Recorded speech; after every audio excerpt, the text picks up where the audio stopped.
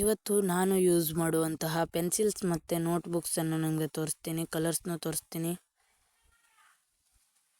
ನಿಮಗೆ ಚಿತ್ರ ಬಿಡಿಸಲು ಹಾರ್ಡ್ ಆದಂಥ ಪೇಪರ್ ಇರುವಂಥ ಒಂದು ನೋಟ್ಬುಕ್ಕನ್ನು ತೋರಿಸ್ತಿದ್ದೀನಿ. ಇದರಲ್ಲಿ ನೀವು ಚಿತ್ರ ಬಿಡಿಸಿದ್ರೆ ಚೆನ್ನಾಗಿ ಶೇಡಿಂಗ್ ಮಾಡ್ಬೋದು. ಹಾಗೆ ನೆಕ್ಸ್ಟ್ ಬಂದುಬಿಟ್ಟು ಡೋಮ್ಸ್ ಕಂಪ್ನಿಯದು ಈ ಪೆನ್ಸಿಲ್ಸ್ ಸಿಗುತ್ತೆ ನಿಮಗೆ. ಇದು ಲೋಕಲಲ್ಲೂ ಸಿಗುತ್ತೆ ಜನರಲಾಗಿ, ನೋಡ್ಬೋದು. ನಿಮಗೆ ರೆಡ್ ಕಲರ್ಲೇ ಇರುತ್ತೆ.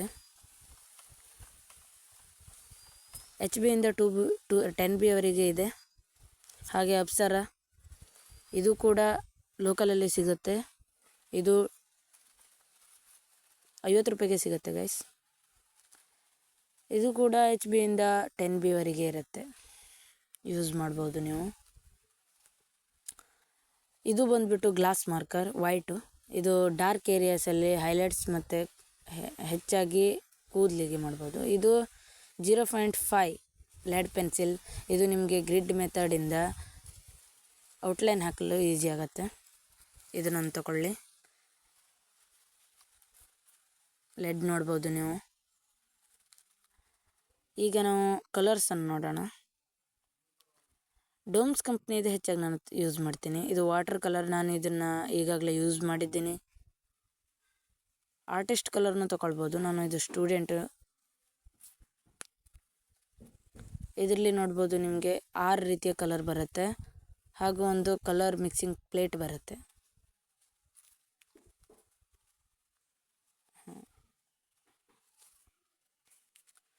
ಈಗ ಬಂದುಬಿಟ್ಟು ಡೋಮ್ಸ್ ಕಂಪ್ನಿಯದೇ ಆದಂತಹ ಪೆನ್ಸಿಲ್ ಕಲರ್, ಇದನ್ನು ನಾನು ಯೂಸ್ ಮಾಡ್ತೀನಿ. 2 ಯೂಸ್ ಮಾಡಿ ಎಲ್ಲ ಇಟ್ಟಿದ್ದೀನಿ.